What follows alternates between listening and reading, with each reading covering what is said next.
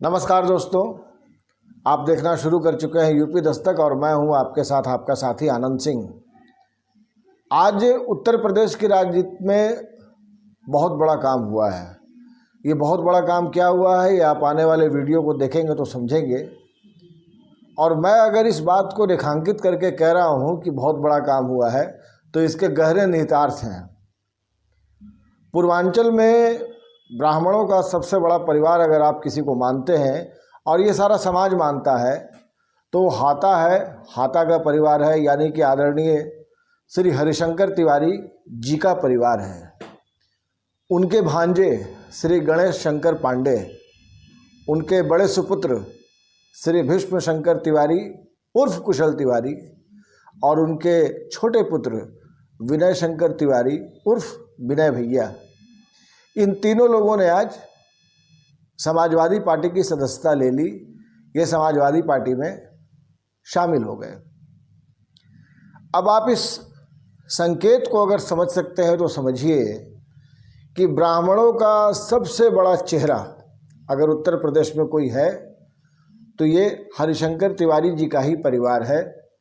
और आज इस परिवार के सारे लोग प्रमुख रूप से तीन लोग हैं।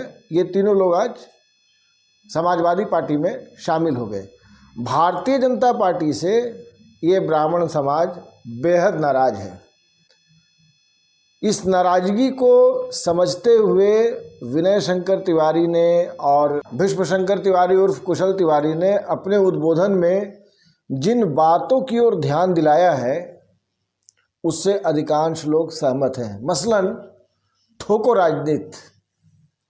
विनय तिवारी ने अपने भाषण में कहा कि स्टेट की पॉलिसी एनकाउंटर नहीं हो सकती है, इनकाउंटर इंसिडेंटल एक्सीडेंटल हो सकता है।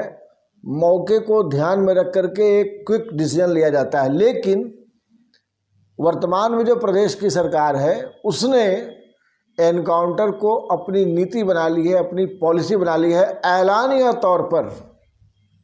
ऐलानिया तौर पर एनकाउंटर किए जा रहे हैं। स्कूल कॉलेज ये एजुकेशन में पिछड़ते जा रहे हैं। एनकाउंटर का जो ग्राफ है ये बढ़ता जा रहा है। ठोको पॉलिटिक्स जो है ये बढ़ता जा रहा है। उनके बड़े भाई भीष्म शंकर तिवारी उर्फ कुशल तिवारी ने कहा कि ब्राह्मण समाज आज से ही नहीं पहले से भी अखिलेश यादव जी के साथ था। अब हम लोग चूंकि फॉर्मली इस पार्टी में शामिल हो गए हैं तो तन मन धन हर तरीके से जी जान मेहनत करके ब्राह्मण समाजवादी पार्टी को जितना आगे बढ़ा सकता है बढ़ाएगा और ये सुनिश्चित करेगा कि जो आने वाले 2 महीने के बाद बैटलफील्ड में हम लोग उतरने वाले हैं, जो सत्ता का सबसे बड़ा संघर्ष होने वाला है, उसमें अखिलेश यादव ही जीते, अखिलेश यादव ही मुख्यमंत्री बने। उनका ये कहना था कि हम सभी में जोश बहुत है, जुनून है, जज्बा है, लेकिन थोड़ा सा इसमें अपने आप को कंट्रोल रखने की ज़रूरत पड़ेगी। भीष्म शंकर यह मान करके चल रहे हैं कि उत्तर प्रदेश का जो सबसे बड़ा ब्राह्मण समाज है, 11% 12% जो भी इनका वोट है, वो पूरा का पूरा समाजवादी पार्टी के साथ हो और इसके लिए जो उनको करना होगा वो करेंगे। आप इस वीडियो को देखिए।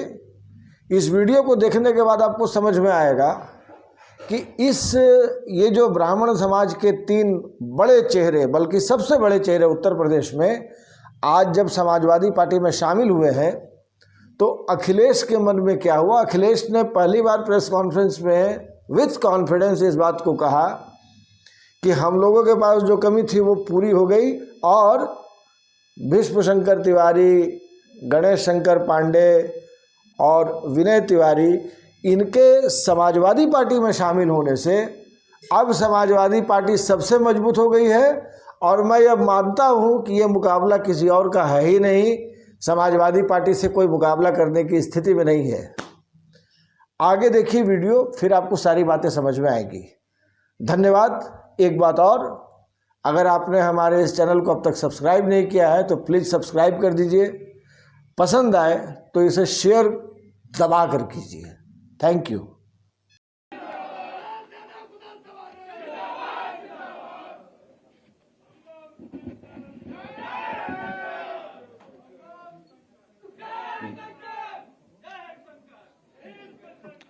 आज यहाँ पर आने का हम लोगों को अवसर मिला। सबसे पहले इस धरती को प्रणाम करते हुए सभी महापुरुषों को अपना श्रद्धा सुमन अर्पित करते हुए माननीय नेताजी जो हम लोगों के अभिभावक हैं माननीय मुलायम सिंह जी को प्रणाम करते हुए आज हम लोग अपने कार्यकर्ताओं के साथ यहाँ हमारा समायोजन हुआ है। माननीय राष्ट्रीय अध्यक्ष जी यहाँ पर बैठे हैं। इनका हम लोग दूसरे दल में थे, पार्लियामेंट में अक्सर इनका हमको वो मिला करता था और आज तो हम निर्देश लेने के लिए आए हैं एक कार्यकर्ता के रूप में। हम लोग जिस इलाके के हैं वहां भोजपुरी बोली जाती है और भोजपुरी आप समझ लीजिए हमारे यहाँ पहले गिरमिटिया मजदूर बन करके जाते थे। आज भी जो मॉरिशस के प्रधानमंत्री हैं पूर्वांचल के हैं, त्रिनिदाद के जो प्रधानमंत्री हैं आजमगढ़ के रहने वाले हैं।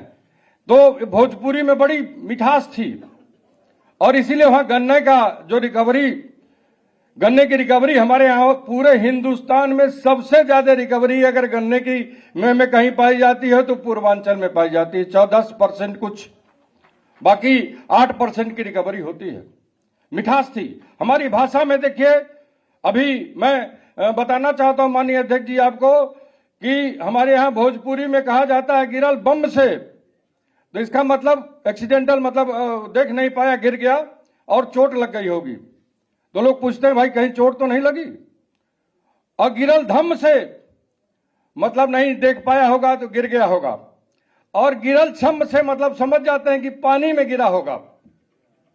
यह मिठास है हमारी भाषा की और यह मिठास में ऐसा केमिकल नहीं पड़ना चाहिए जिससे इसकी मिठास खत्म हो जाए। हमारे यहाँ के लोगों ने कुर्बानी दी है इस देश की आजादी में। हमारे यहाँ के लोगों ने बढ़ चढ़ करके, चाहे वो मंगल पांडे जी हों जिनका एक इतिहास रहा है और क्रांतिकारी इतिहास रहा है, हम उस मिट्टी के हैं और हम विश्वास के साथ आपसे कहना चाहते हैं। और आज बड़ा अच्छा संयोग है, हमारे यहाँ कहा जाता है कि किन्नर भाइयों का भी अगर आशीर्वाद मिल जाता है तो इससे शुभ बात कुछ नहीं होती है। अब आपको मुख्यमंत्री बनने से कोई ताकत नहीं रोक पाएगी। समाजवादी पार्टी की सरकार बनेगी उत्तर प्रदेश में। ये भोजपुरिया, ये पूर्वांचल के लोग थोड़ा संकोची होते हैं, लेकिन जब तुल जाते हैं तो समझ लीजिए किसी का भी बोरिया बिस्तर गुल करने में इनको समय नहीं लगता है। बोरिया बिस्तर समेट करके जाना पड़ेगा। आज जो धमकी दी जा रही है, देख रहे हैं हमारे यहाँ, देखिए अभी एक हफ्ते के अंदर 2 प्रोग्राम हुए पूर्वांचल में माननीय प्रधानमंत्री जी का। बसों में 10-12 आदमी से ज्यादा नहीं थे, वो भी बुलाए गए थे। प्रधानों को कहा गया था तुम्हें इतने लोगों को लेकर के आना है, शिक्षा मित्रों को, आशा बहुओं को, सफाई कर्मियों को, सबको इकट्ठा करने का काम किया जाता है। और जोर जबरदस्ती से सरकार कहीं चलती है, घोषणाओं से कहीं सरकार चलती है। हमारा आपका बजट, हमारी आपकी गाड़ी कमाई का पैसा विज्ञापन में देना चाहिए। विज्ञापन में देने के लिए हम लोग टैक्स देते हैं। आज हम लोग किसान परिवार के हैं। आज हमको 1100-1200 रुपए में धान, बड़ा कष्ट के साथ हमें कहना पड़ रहा है, धान बेचना पड़ता है, कोई खरीदार नहीं है। सरकार केवल कहती है, कागजों में आंकड़ा बताती है कि ये इतने क्रय केंद्र चल रहे हैं, ये खरीदारी हो रही है, वो खरीदारी हो रही है। किसान आज भुखमरी के कगार पर है। जो व्यवस्था है, चिकित्सा की जो व्यवस्था है, आप देख लीजिए कितनी जर्जर है। अस्पताल, बिल्डिंगें तो बन गई हैं, लेकिन अस्पतालों में डॉक्टर नहीं है। बहुत इसके साथ हमें कहना पड़ रहा है, दुख के साथ कहना पड़ रहा है कि ये जो सरकार है अपनी जिम्मेदारियों पर, जो जिनकी जिम्मेदारियां होती हैं, पहले उन जिम्मेदारियों का ये हिसाब दे दे, तब उसके बाद ये बात करें। विकास की बात करें, जिनकी इनकी जो जिम्मेदारी है, इनकी जिम्मेदारी यह नहीं है कि समाज को बांट देना। राजनीति की ऐसा पेशा है, समाज को जोड़ने का पेशा है। जोड़ो भाई, कौन रोकता है? समाज को बांटने का ठेका कहां ले उठा रखा है? आज सबको काम बांट दिया गया है। कोई विकास की बात करेगा, कोई मंदिर की बात करेगा। क्या हम लोग पुजारी, हम लोग भगवान के प्रति हमारी आस्था नहीं है? भगवान राम के प्रति, भगवान हनुमान के प्रति हमारी आस्था नहीं है? हम भी मंदिर के सामने जाते हैं तो ऐसे बड़े अदब के साथ, बड़े झुक करके शीश नवाते हैं। तो जो ये ठेकेदार तो नहीं हो गए हैं धर्म के, इसका जवाब देना होगा भाइयों। वक्त आ गया है, सजग रहिएगा। ये जैसे यात्राएं चला रहे हैं, हम लोग साइकिल चलाएंगे। हर बूथ पर जा जाकर के साइकिल के माध्यम से अपने लोगों को जगाएंगे, अपनी संख्या बढ़ाएंगे। एक ये जो पन्ना प्रमुख का इन्होंने नारा दिया है, पन्ने में जितने नाम हैं वोटर लिस्ट में, सबको जोड़ने का काम हमारा कार्यकर्ता करेगा। आज सोच के जाइए, और समय ज्यादा नहीं है। और ऐसी विचारधारा का शासन होना चाहिए जो सबको एक समान समझते हुए जोड़ने का काम करे। आज इसी की आवश्यकता है। हम आपको माननीय अध्यक्ष जी विश्वास दिलाने आए हैं कि एक कार्यकर्ता के रूप में जहां भी पार्टी का निर्देश होगा, हम लोग तत्परता से एक सहयोगी के रूप में हर बूथ तक पहुंचाने का काम करेंगे। मैं आपको भरोसा और विश्वास दिलाता हूं। और आने वाला समय हमारा है, लेकिन भाइयों अति विश्वास में नहीं आना है। अति विश्वास खराब होता है। ऐसा प्रचार होता है, दुष्प्रचार भी होगा कि हमको नरमी से अपने कार्यकर्ताओं को सहेजने की, अपनी ताकत को बढ़ाने का काम करना है। यही मैं आपको बताने के लिए आया हूं। आज इस वक्त में अब ये इस युद्ध में अब युद्ध शुरू हो गया है और सारा दारोमदार आपके कंधे पर, हमारे कार्यकर्ताओं के कंधे पर है। आज इस लड़ाई को कैसे जीता जाएगा और जीतना हमारे लिए आवश्यक है, जिससे ये जो चीजें हैं जो आज समाज में भय व्याप्त है, रोज धमकाया जाता है। कहते हैं बुलडोजर चलाने के लिए क्या जनता ने वोट दिया था?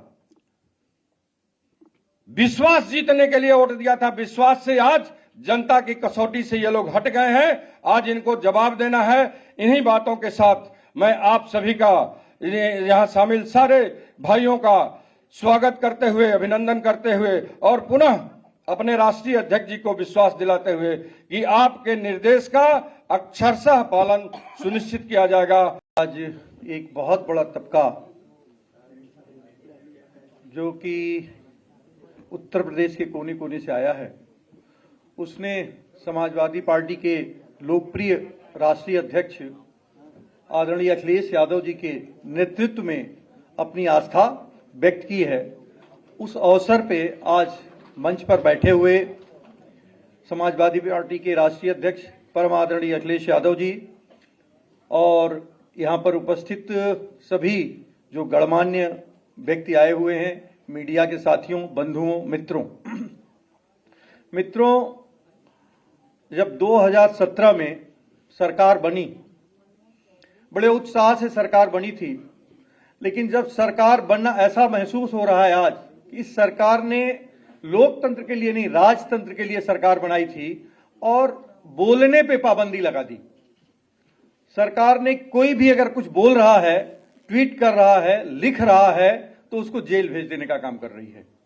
और इसके साथ ही साथ सरकार ने एक नया तरीका अपना लिया कि शिलान्यास किसी ने किया, कार्य किसी ने किया, पत्थर वर्तमान सरकार ने लगा दिया। कार्य को कोई भी कर रहा है, उस पर पत्थर वर्तमान सरकार का लग जा रहा है। इसके साथ साथ जो पूरे प्रदेश में मतलब जो वैमनस्यता का बीज बोने का काम किया, साथ ही साथ अगर आप देखें तो सरकार ने जो 5 साल का कार्यकाल है सरकार का, केवल बिखराव के अलावा, समाज में टूटन के अलावा और कोई कार्य करने का काम नहीं किया। और सबसे बड़ा कार्य यदि किया उन्होंने तो लोगों को बांटने का और प्रचार प्रसार करने का। सबसे ज्यादा बजट अगर किसी का है इनका तो प्रचार करने के लिए है। रोज कहीं न कहीं अखबार में बड़े बड़े विज्ञापन हैं, होर्डिंग्स हैं, लेकिन धरातल पे वो कोई चीज आज की तारीख में मौजूद नहीं है, कहीं पे भी धरातल में कोई चीज मौजूद नहीं है। और हम अपने जिले की बात करते हैं, एक उदाहरण हम देते हैं कि हमारा जिला गोरखपुर, जहां से माननीय मुख्यमंत्री जी स्वयं आते हैं, अगर बाढ़ प्रभावित इलाका है, एक बाढ़ का उदाहरण देते हैं, बाढ़ में इस साल 3 गांव कट के खत्म हो गए, लेकिन वहां पे कोई बजट नहीं दिया गया, कोई भी बजट ऐसा नहीं दिया गया जो बाढ़ पीड़ितों के लिए दिया गया हो। इसी तरह से स्वास्थ्य सेवाओं की बात है कि स्वास्थ्य सेवाओं की हाल केवल बिल्डिंग का उद्घाटन गोरखपुर में एम्स के लिए जमीन आदरणीय अध्यक्ष जी ने दी थी, गोरखपुर में जो टेक्निकल यूनिवर्सिटी है आदरणीय अध्यक्ष जी ने बनाया था, लेकिन आज उसमें कोई भी कार्य, कोई सी बढ़ोतरी करने का काम नहीं किया गया। साथ ही साथ गोरखपुर विश्वविद्यालय में अपॉइंटमेंट होता है, जब अपॉइंटमेंट होता है तो एक जात विशेष के 75 लोग, 150 लोगों का अपॉइंटमेंट होता है, उसमें एक जात विशेष के 75 लोगों का अपॉइंटमेंट होता है।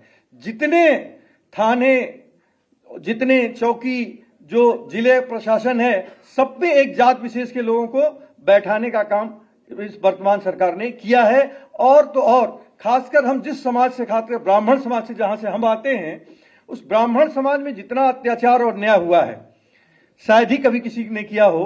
और सरकार ने जो कभी दुर्घटना के कारण जो इनकाउंटर होता है, दुर्घटना की होती है, इनकाउंटर किसी सरकार की पॉलिसी नहीं होती है, लेकिन वर्तमान सरकार ने इनकाउंटर की पॉलिसी बना दी कि साहब हम इनकाउंटर इनका कर देंगे, घोषित इनकाउंटर कर दिया। तो इसका मतलब सरकार ने का न्यायपालिका से पूरा विश्वास उठ गया है, सरकार का न्यायपालिका के ऊपर विश्वास नहीं रह गया है, क्योंकि कायदे से किसी को भी हम किसी दुर्घटना में इनकाउंटर हो जाए, ये बात तो सुनी है, ये समझी है कि भाई इनकाउंटर ऐसे हो गया, कोई दुर्घटना हो गई, लेकिन सरकार ने पॉलिसी बना के कि साहब फला व्यक्ति का मुझे इनकाउंटर करना है। पहली बार मेरे ख्याल से इतिहास में ऐसा हुआ होगा कि पहली बार घोषित करके इनकाउंटर किया जा रहा है। तो बस सरकार अपराध करने का काम कर रही है, किसी को न्यायपालिका को अपने हाथ में लेने का अधिकार हमारे संविधान में नहीं है, लेकिन सरकार ने न्यायपालिका के भी कार्य को अपने हाथों में लेने का काम किया है आज की तारीख में, और लोगों को घोषित इनकाउंटर कर दिया है। इसी तरह जब डेंगू की बात आई थी तो डेंगू की वजह से तो मर रहे थे लोग, गोरख बीआरडी में जो जापान जेईटी हो, जापानी इंसेफ्लाइटिस से लोग मर रहे थे, तो वहां के प्रिंसिपल है राजीव मिश्रा, गलती किसी और की थी, राजीव मिश्रा को वहां पे ले जाकर सजा दे दी गई, उनकी पत्नी को 2 साल जेल में रखा गया, उनको जेल में रखा गया, उनका क्या अपराध है शायद ही कहीं किसी को मालूम हो। कफील जिसने सेवा करने का काम किया था उसको जेल में रखने का काम किया। अभी आप देखिए विवेक तिवारी की यहां हत्या कर दी गई, ऊंचाहार में हत्या हो गई, 5-5, 6-6 हत्याएं ऊंचाहार में हो गई। इसी तरह भी गोरखपुर में 24 नवंबर को दिन दहाड़े जो कि कहा जाता है कि कानून व्यवस्था बेहतर है, सीएम सिटी है, वहां पे एक अंकुर शुक्ला नाम के नौजवान की ईंटे से कूच कर हत्या की गई है, और उस पर भी सरकार ने कहीं कुछ नहीं किया। और अभी तक की जो भी सरकारें हैं वो यदि कोई कार्य करती हैं तो वो ये कार्य करती हैं कि जो पीड़ित होता है उसके पास जाती हैं, लेकिन वर्तमान सरकार में जो उनके सहयोगी दल हैं, अपराधी के घर पूछताछ करने गए कि उनकी कुशल क्षेम लेने अपराधी के घर गए, जो पीड़ित पक्ष था उसके घर कुशल क्षेम पूछने तक नहीं गए। तो आज पूरी सरकार, चाहे वो भ्रष्टाचार की बात हो, चाहे वो कानून व्यवस्था की बात हो, महंगाई की बात हो, महंगाई में चारों तरफ लोग त्राही त्राही कर रहे हैं। कोरोना के दर्द को अभी लोग भूले नहीं है। शायद ही कोई ऐसा परिवार होगा जो कोरोना में अपने किसी एक न एक प्रियजन को कहीं न कहीं निश्चित रूप से खो दिया है। उस अव्यवस्था के दौर में सरकार शांत हो गई थी, कहीं बोलने का काम नहीं कर रही थी। सरकार ने जो कोरोना पीड़ित थे उनके लिए कोई काम करने का काम नहीं किया। हमारे तरफ एक धुरियापार चीनी मिल है, उसको उन्होंने वादा किया था चलाने के लिए, लेकिन आज तक उस पर एक ईंटा नहीं रखा गया है। तो बीआरडी मेडिकल कॉलेज जहां पे अभी फैसिलिटी नहीं है, एम्स खोलने की बात हो रही है लेकिन फैसिलिटी नादारद है, तो क्या केवल बिल्डिंग से हमारा काम चलेगा? तो पूरी प्रदेश सरकार आज की तारीख में केवल वादों पे चल रही है। अगर वहीं दूसरी तरफ आदरणीय अखिलेश यादव जी की सरकार को देखिए, 12 से 17 की सरकार को देखिए, तो एक नया विजन दिखाई देता है, एक नया दृश्य दिखाई देती है। आपका एक विजन था कि लखनऊ में मेट्रो को चलाने का काम किया, आगरा से लखनऊ तक एक्सप्रेसवे बनवाने का काम किया, आज तक उन्होंने कैंसर हॉस्पिटल बनवाने का काम किया। तो जितनी विकास की परियोजनाएं थी ये आदरणीय अखिलेश यादव जी की देन थी और इनके विजन और इनके सोच का ये परिणाम था कि उत्तर प्रदेश आगे बढ़ रहा था। लेकिन आज अचानक आकर उस पर रोक लगा दिया गया है और अब ये महसूस हो रहा है कि जब तक आदरणीय अखिलेश यादव जी उत्तर प्रदेश की कमान पुनः नहीं संभालेंगे तब तक उत्तर प्रदेश का विकास अब संभव नहीं है।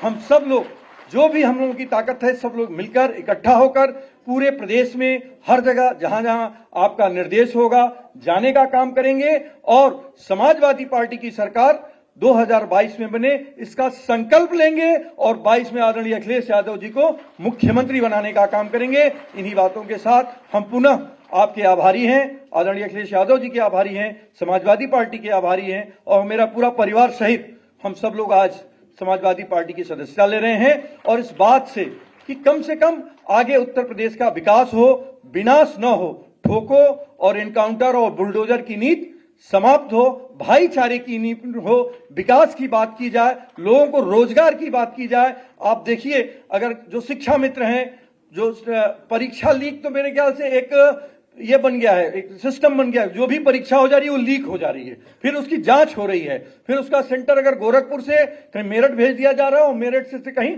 गोरखपुर भेज दिया जा रहा है। तो इस तरह का काम इस सरकार में हो रहा है और इस सरकार में शायद ही कोई खुश होगा, शायद ही इस सरकार के जाने के लिए अब हर आदमी कामना कर रहा है, हर आदमी प्रयास कर रहा है और आने वाले जब भी मत पड़ेंगे तो 2022 में लोग संकल्पित हो गए हैं कि अखिलेश यादव जी की सरकार बनेगी और 2022 में अखिलेश जी मुख्यमंत्री होंगे। ऐसी हम सब लोगों का विश्वास है। इन्हीं बातों के साथ आप सब लोगों का साधुवाद, धन्यवाद कि आप सब लोग यहाँ पे आए और आपने देखा होगा उत्तर प्रदेश के लगभग हर जिले से कुछ न कुछ लोग आज यहाँ अखिलेश यादव जी से मिलने के लिए आए हुए हैं, हर जिले से, चाहे वो सोनभद्र हो, चाहे वो गोरखपुर हो, चाहे वो बस्ती हो, चाहे वो देवरिया हो, संत कबीर नगर हो, श्रावस्ती हो, हर जिले से लोग आए हुए हैं। कोई ऐसा जिला नहीं है कि उस जिले से लोग आज समाजवादी पार्टी की सदस्यता लेने स्वतः न आए हुए हों। तो आज ये उत्साह दिखाई दे रहा है और सब लोग, इसीलिए आज जो प्रचार मंत्री, अगर उनको हम कहें, आज मुख्यमंत्री की लड़ाई नहीं रह गई है,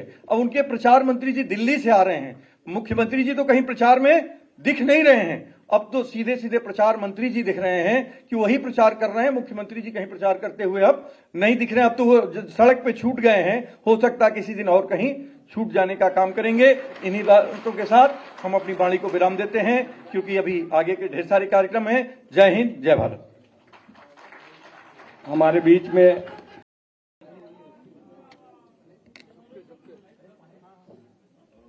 मैं सबसे पहले प्रेस के अपने साथियों का बहुत बहुत धन्यवाद देना चाहता हूं। साथ ही साथ आज बड़ी संख्या में समाजवादी पार्टी में बहुत ही वरिष्ठ समाज से जुड़े हुए लोग और बहुत ही प्रतिष्ठित परिवार से जुड़े हुए लोग आज पार्टी में शामिल हो रहे हैं। सबसे पहले आदरणीय गणेश शंकर पांडे जी, पूर्व सभापति विधान परिषद रहे, आज बहुजन समाज पार्टी छोड़ करके समाजवादी पार्टी में आए हैं। मैं उनका बहुत बहुत स्वागत और बहुत बहुत धन्यवाद देता हूं। पूर्व सांसद भीम शंकर तिवारी जी उर्फ कौशल तिवारी जी, हम दोनों लोग सदन में भी रहे हैं और कई मौकों पर हम आप एक दूसरे से लगातार मिलते भी रहे, लेकिन पार्टी दूसरी थी। मुझे अच्छी तरह याद है जिस समय मेरा पहला चुनाव था और पहला कन्नौज का जब चुनाव हुआ था, आप और आपके परिवार के सब लोगों ने मिलकर के समाजवादी पार्टी की मदद की थी। गांव-गांव जाकर के, घर-घर जाकर के लोगों को समझाने का काम किया था। और आज हमें खुशी इस बात की कि इतना बड़ा परिवार जब हमारे साथ जुड़ गया है और इनके सहयोगी साथी सब बड़ी संख्या में आए हैं, जो आने वाले चुनाव में जिनका हमें सामना करना था, आज जब ये परिवार जुड़ गया, साथ ही में विनय शंकर तिवारी जी जो विधायक हैं वो भी साथ आ गए हैं, तो अब मुकाबले में समाजवादी पार्टी का अब कोई मुकाबला नहीं कर सकता।